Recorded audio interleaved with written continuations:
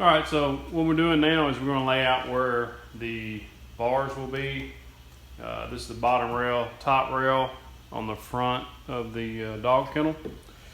I've decided to rip these at 3 inches. It's going to make everything work out for me. You can make these however wide you want. These are just 2x4s. So what we got is, once I rip a 3-inch board, say if this was the bottom and this was the top, you see that the face would go up like that. So I'll have a part of the frame will be right here, and then this will be the bottom, and then there will be a small leg on the bottom. So I took off 3 inches there, and I measured down here so that I would have a 20-inch door, basically an opening, a 20-inch opening for a larger dog to go in and out of. So that's going to leave me with, I was debating on whether to do 16, 18, or 20-inch opening. I went ahead and done 20 because it's going to be a larger dog, and it also makes my math work out a little better. So what we wind up having is 12 inches between this upright and this upright, so I can either drill my half-inch bars either every 2 inches, every 3 inches, or 4 inches. It'll make everything work out. I think I'm going to go 2 just to be safe. That way, if they do ever get a smaller dog, if you put it in a 3-inch center, you see there's quite a little gap there. So if you have a smaller dog, you actually get his head through there and make it stuck. So what I'm going to do is I'm going to put it at 2-inch centers, and then that way it'd have to be a very tiny dog for it to actually stick his head through there. So do better for the dog and future-proof a little bit too. So that's what I'm going to do now. I'm going to lay these out. And so if you have one of these type squares, it'll make your life a little easier. This is 3/4 of an inch. I know that this is 1.5 inches because it's a standard 2x4. And it is actually 1.5 inches. So you can double check that. But if you take your pencil, put it right on the edge of that. If you've got this set at 3/4 of an inch, you can just run your line down the edge there, and that'll give you center for when you drill your holes. Do it on both pieces, just like that, real simple. And then every 2 inches down through there is where I'm going to be drilling my holes. So I just lay my tape, lock it in place. So every 2 inches, starting at 3, so we go 5, 7, and so on. Now what I would do, what I'm going to do, is if you try to take your drill and drill, you're never going to get it straight. So, and you're also, it may walk on you a little bit. So I'm going to center punch those, and then we'll drill. So I don't want my drill bit to walk on me when I'm trying to drill. So I just got a small center punch, and I've got my marks where I want my holes. It doesn't take much, just this is pine, so it's soft. You just set it up in the center, and you punch, give you a little inset there. That way when you drill your holes, or when you start drilling, it's not gonna walk on you. That keeps it, just gives you a good starting point. So now what we're going to do is we're going to go ahead and start building the frame. You see this hole here. I went ahead and ordered a Forstner bit because they drill such a smooth hole. I was trying to use this regular drill bit, and it was tearing. So, I mean, as soon as it started tearing out, I stopped. So when I've got these pilot holes drilled, when the Forstner bit comes in, I can go ahead and drill those holes. But for now, we're going to attach these uprights. All right, so it's time to start building the frame. Get my screws. You create pocket hole screws. I like them, they work great. This is our, basically we're going to call this the bottom. And then we're going to go ahead and attach this upper. We're going to put one here, over there it's going to be 2, and leave the opening for the door. You can't put the top on yet because remember, you still have to put those bars in here. So there's no way to get those bars in there if you've got everything already screwed together. So I'm going to leave the top off until I get my bars cut and the holes drilled, which will be tomorrow because I'm waiting on that bit. So that's fine. We'll just leave the top off. We can build the bottom frame. We can actually do both sides, and the back we just leave the top off. So that's what we're going to do now. I glue all my joints. This is just Type Bond 2 wood glue. I know this is an end joint. A lot of people say that the end joints aren't as good glued, but it's better than nothing, right? So I like to put a little glue on there. And if you don't have a face clamp, I didn't have one for a long time. It's like $20 on Amazon. You can get them at Craig. This keeps everything lined up, and it keeps everything flush. Because a lot of times when you pocket screw something, then when you're screwing it in, it'll try to move on you, and it's very difficult to get it to stay right if you don't have a face clamp. Little rubber mallet, very cheap. That way it doesn't scuff or mar your work. Flushing this end up. I've got this done. And I got 2 pocket screws going to go down in there, and then we'll do the other pieces. So that's really all there is to this frame. The frame's pretty simple. All right, so here we're putting the spacers in, or the bottom piece in. That's going towards the back. This is the back, this is the front. This is the outside edge. You'll notice that the pocket holes are turned to the outside. I did that because if you flip it over and they're screwing this way, you're going to be screwing into the outside edge of the board instead of the end of the board, and a lot of times that'll split. If it doesn't split immediately, it'll split later on, or could. So I like to drill it this way. I'm going to plug those and then sand them, and we'll stain them. But that's just it just gives it a little more strength, and we're pocket holding everything. You can see everything on the back side of the front is pocket holes, and then they'll pocket hole up to the top. And then I'll put a couple of pieces in the bottom with about whatever material I use. I haven't decided if I'm going to use 3/4 inch boards or 1/2 inch plywood. If I do 1/2 inch plywood, of course, I'll leave it a 1/2 inch from the top so that everything's flush, and if 3/4, we'll go down 3/4. And I'll rip a couple of 2x4s to go through there and just leave them 1/2 inch short, or 1/4 or 3/4, whichever we decide to do. Now I'm cutting bars for the dog kennel.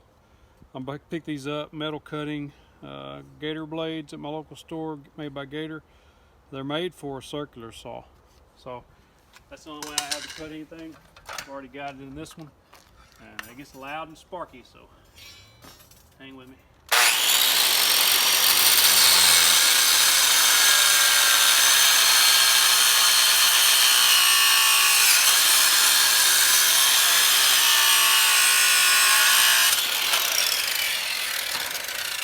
There you go. Looks pretty good. All right, so now we're prepping the rebar.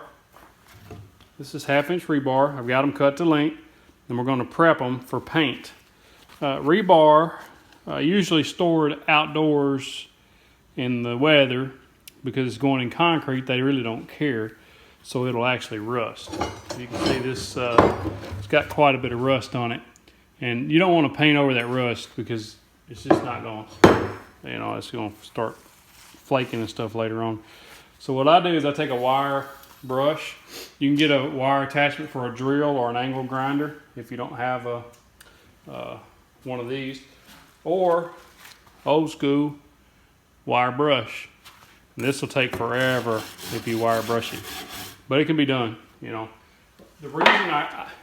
reason I go with rebar, or why I'm going with rebar on this project, is because it's inexpensive. It's $3 and a little bit of change for 20-foot stick of rebar. So you can get several of these out of one stick. So I bought 4 sticks, and I'm only in it for $12, $13.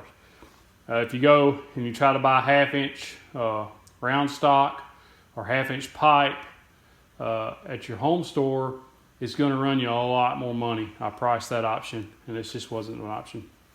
When you do this, if you're using a wire grinder or wire reel, make sure you got some gloves. You don't want one of those wires going in your hands. Make sure you got eye protection. A face shield is ideal, but also this eye protection is good. So this is what it looks like cleaned up, and then this is the other end that's still kind of rusty. So after I get them cleaned up, I'm going to paint them black with some metal paint, or paint that's made from metal. And what I've got is Valspar anti-rust armor. It's corrosion resistant, smooth, drying, and fast. It says, just going to paint them black. All right, now we got a rebar with the rust all buffed off. Got it shining like new money. I'm going to use this Valspar anti-rust armor. It's supposed to be advanced corrosion resistance. It's a black. If you don't have one of these little dudes, pick these up at Sherwin-Williams. I think it was a couple dollars. I'm sure Home Depot or Lowe's has them too. But basically all I'm going to do is put a few coats of this on there so that the bars are black.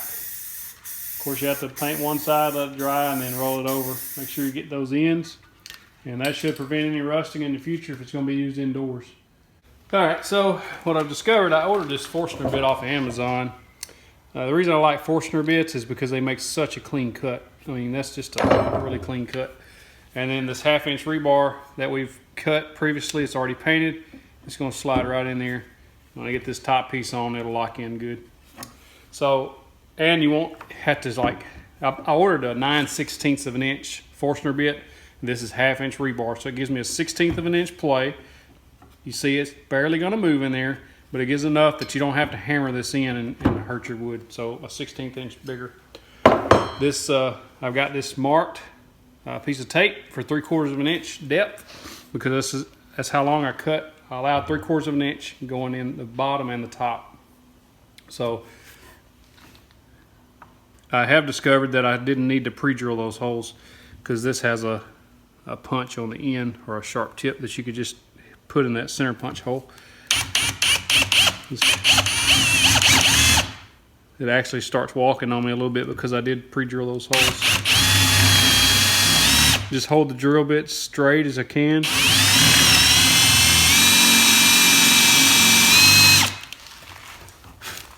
Get down there about 3/4 of an inch. There it is. Pretty clean hole. Little Forstner bit worked great. Got all my holes drilled. I gotta make another piece up here. Of course, this is not attached, as you can see. I just wanted to make sure everything was gonna go together like I wanted. And I've got to build the door. I still got a lot to do. All right, so now we're laying the floor. You could use anything here. Like I said, the 1/2 inch plywood or anything substantial enough to hold a dog of decent size. I chose to go with these 3/4 inch boards. This is 3/4 inch or it's a 1x6, and I've ripped it down 4 1/4. This was 17 inches my span, so I ripped it 4 1/4 so that I'd have all even boards. What I like to do, well, even though we're screwing these, never hurts to put a little wood glue in there. I wanted this to fit snug, so it's going to be a snug fit. And then what I'm going to do is, you can see on this end where I've already attached some of them, and I countersunk those screws so that they don't stick up. And then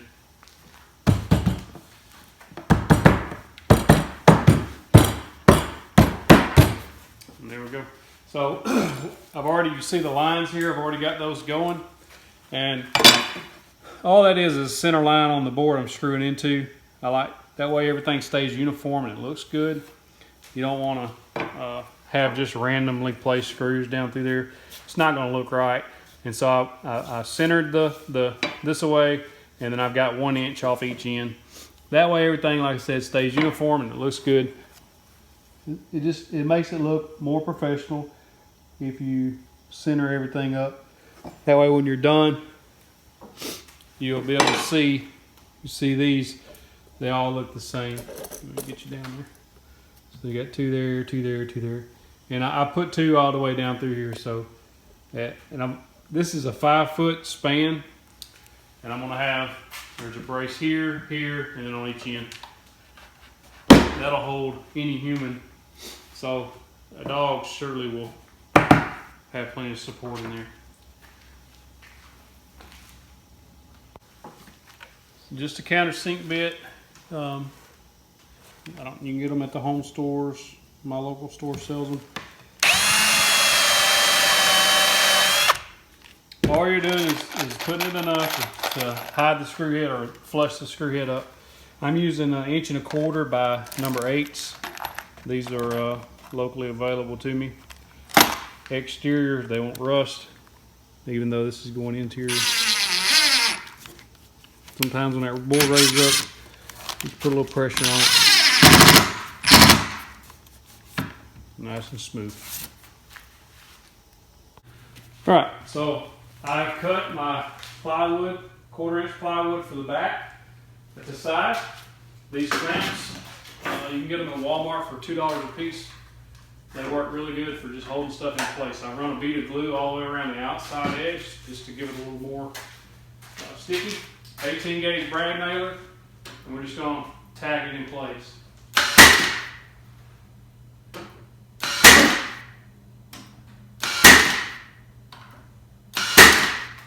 And I'm going to tag it all the way around, and that's all you have to do for the back. Works well. So now we're going to make a door. We know the door is going to go in the middle. You can do these when you've got 2 doors or whatever, but for this application, we're going to do 1 door. I've already cut the pieces out. And how I did it, went ahead and drilled the holes for the bars to go in the door. These are my, I think they're called stiles if they're going up, rails if they're going across. So these are my stiles. I've already got pocket holes drilled. The way I'm going to do this, make sure your holes are down on the top, and then your holes are up on the bottom, just like that. And I'm going to pocket hole these together, not in place obviously, just giving you an idea of what it's going to look like. And I allowed 1/8 of an inch on each side, top and bottom. That way we can get plenty of clearance when we're opening and closing. And I've got the hinge here that I bought off of Amazon. It's just a 4-inch hinge. It's a flush mount hinge, and it's going to go on the top and bottom just like that. And then we got some bolt latches, top and bottom. So we know that this is going there, and we got the latches on top and bottom, and then our bars will be in the middle. And these are the same 3 inches as the rest. I want everything to look nice and uniform. So I'm going to put this together, but I'm not going to put the top on, because remember, we still have to put this top piece on and the bars in, but I can't do that until everything is stained. Or if you're painting, same thing. You have to paint everything before you put it all together, because if you don't, you're going to wind up with your bars are going to be painted, unless you're painting your bars the same color as, you know, what you're painting your frame. This one's going to be stained dark walnut, and so I don't want to do put the bars in until everything's stained. So I've still got to sand and stain. I'll put this together. I'm going to sand this whole thing and then stain it dark walnut. All right, so now we're going to put our door together. And what I like to do is use a face clamp like this. Keeps everything nice and flush on the side, on the face side. And then just to keep everything from walking on you, or you know, this board trying to push its way out, you just take your clamp, just a little bit of light pressure. It doesn't take much. This is going to be, I'm going to put the 3 sides together and leave the top off, because I don't want to, I still have to put the bars in after we start.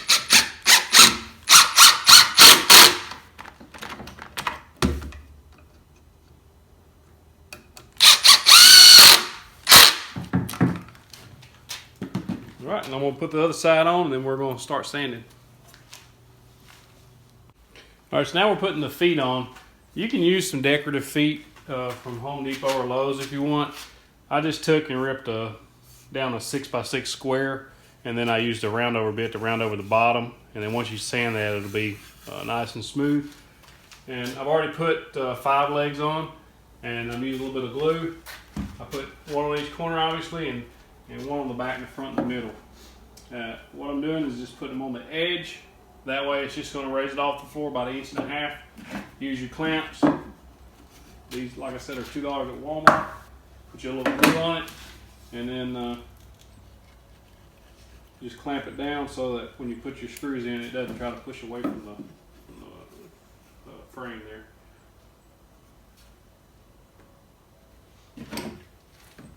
You get it pretty close, you can clamp it down, and then you take your hammer and drill some pilot holes. And what I like to do, once everything's stained, I'll probably go over this again later, these felt pads are like $4 or $5 at Walmart. What I'll do is I'll come back and I'll probably put 4 or 6 on each one of these. 1 on the corner obviously, and 1 in the middle, so 5. And that way it doesn't scuff up people's floor, And if they don't want them, they can always just peel them off. They're peel and stick, but they stick really well and they'll last a long time. And so I'm gonna put this last foot on, and then it's time to sand. No, I'm sorry, it's time to build the top. We haven't done that yet. All right, so now we gotta build the top. And I'm just pocket hole screwing the top. So I got 5 holes on each one. I put the better side I always put to the top, obviously.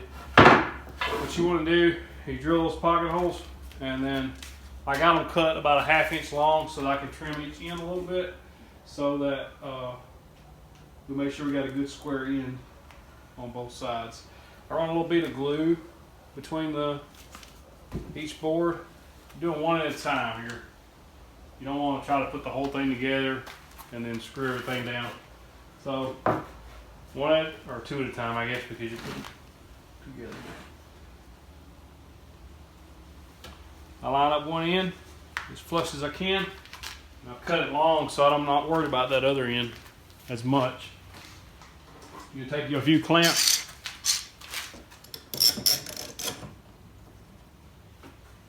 Once you get it lined up, just clamp it snug, and then you put your screws as you go down through there. I like to take that face clamp as well, right here,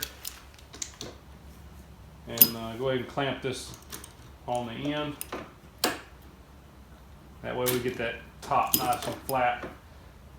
I'm more worried about the top side being flat, especially on this dimensional lumber you buy at your box stores. It could be different, you know, when you buy it. It could be out 1/16 or 1/8 of an inch thickness difference in each board. And I don't have a thickness planer, so what I'm mainly worried about is the top side. Just bottom side, if it's out a little bit, I don't really care. So once I screw this one in, I'll slide it down to this next slot, and I'll make sure this is as flat as I can get it before I put that screw in. Do all these, then we'll attach the next board, so on and so forth, till we get the whole top done. All right, we got it all sanded down, finally. I got all my parts cut out, and I'm ready to stain. Before I stain anything, ever, I use this Minwax pre-stain conditioner. What that does is it helps to keep the blotchiness out, especially a pine. If you just put a stain on pine, you won't see all this nice wood grain. A lot of times you'll just get a lot of blotchy, black looking stuff on it. And this just helps prevent that. So I've got this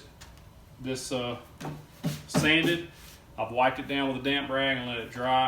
I'm gonna put this pre-stain on there and let it dry for about 20-25 minutes, and then I'm gonna put my dark walnut stain. I'll show you what it looks like after I get it stained. All my other pieces are laying here ready to be stained, and I'm gonna put conditioner on those as well. So that's what we're doing now. All right, we got a stained dark walnut, Minwax dark walnut. I got all the pieces stained. Excuse my neighbor's dog, it's just yapping. One thing that I realized once I started staining is on these holes, I just use a rag to stain with, and I just wipe it on, and then any excess I wipe off.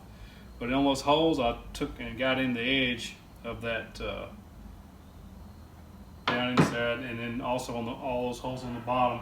That way, when you're looking at it from here, you don't have to stain all the way down in there.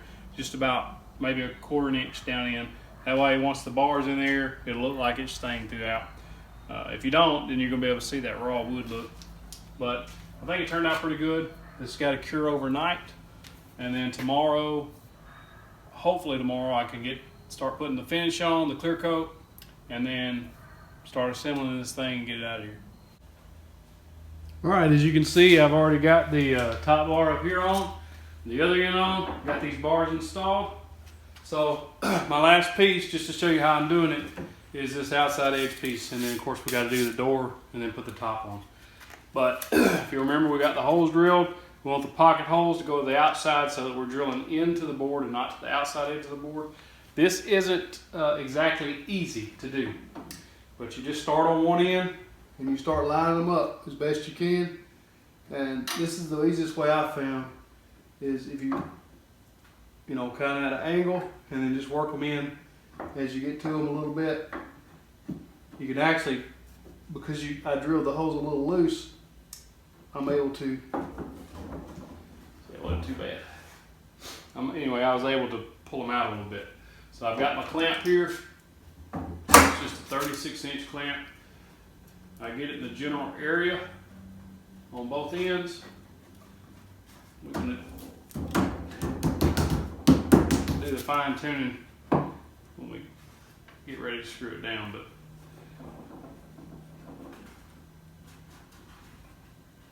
all right, I got it pretty close, and then I'm just going to pocket hold that in and get everything lined up flush, and that's how I do that. All right, so we got these holes to fill. I went ahead and stained these when I stained the rest. They're just plugs, they're pine plugs. I bought them off of Amazon. And what I'll do is take just a tiny bit of glue, put down in this hole. My glue's cold, so it's running slow. But you put the glue in the hole, put just a little bit of glue around the plug itself. I like to just kind of wipe it. It's not going to take a whole lot, and then you just slide it in place. You take a damp rag and wipe that excess off, the excess glue, and those holes will be plugged. And it doesn't, I mean, you're going to be able to see those plugs, but it looks better than the hole.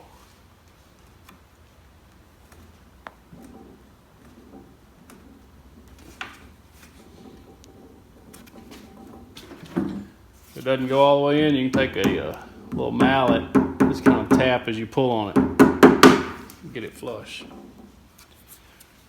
There you go. All right, so we're putting this door on. I got my drills and everything ready. I already put one screw in this hinge.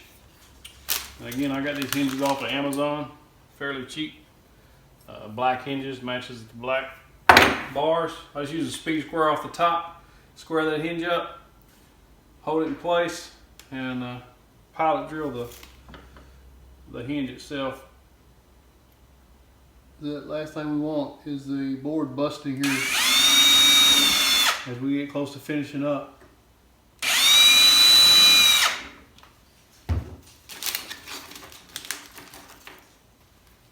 Oh, I've got, if you can see, I got these spacers down here. These are just framing squares. They're 1/8 of an inch. And I've got an 1/8 of an inch gap on the bottom and the top.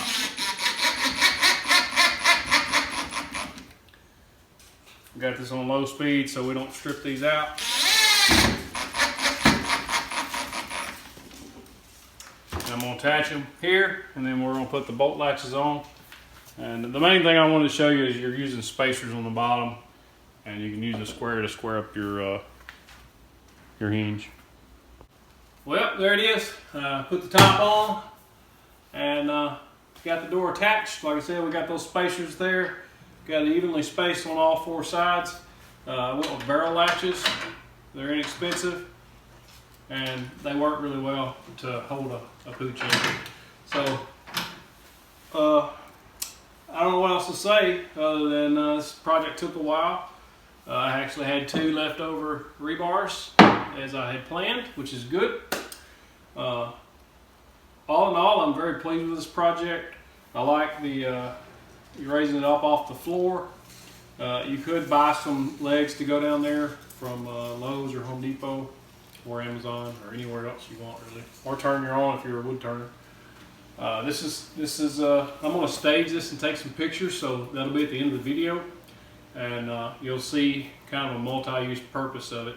You'll be able to put stuff on top, whether it be your TV or decorations or whatever, and you can keep your dogs inside. If you're kenneling them when you leave, it's a good way to housebreak them. That's how we housebroke our largest dog, Zeus, the poodle. We kenneled him, nothing this nice at all. I bought a wire cage from pet store, and that's what we used.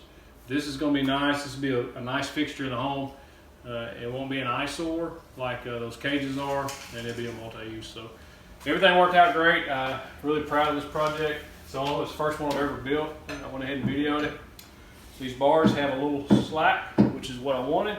because the videos I watched previously, they didn't leave a whole lot of room in there, and they had a very difficult time getting these top pieces on. But so long as you remember to keep those top pieces off until you get ready to attach everything and paint. The hinges and all are pretty simple. Everybody kind of knows how to do those. That's why I didn't go into a whole lot of detail. And but all in all, this project took me quite a while working around my work schedule. I've probably got close to $200 in supplies, so you can keep that in mind if you get ready to build one. You may can do it a little more less expensive, but this is construction grade lumber, top, everything, and this rebar was the cheapest option I could find at $3.50 for 20 feet of it, and it wound up taking 4 pieces of it, 3 pieces of 20 feet. I have one left over.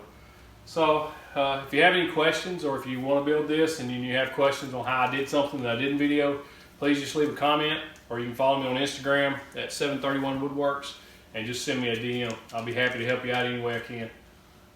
So if you like what you see, I appreciate a thumbs up and a subscribe and a share if you like, but you know, it's up to you. But I appreciate you guys watching, and I'm sorry this video, I know it's going to be a long one, but I hope you hung in there for the whole thing. Thank you.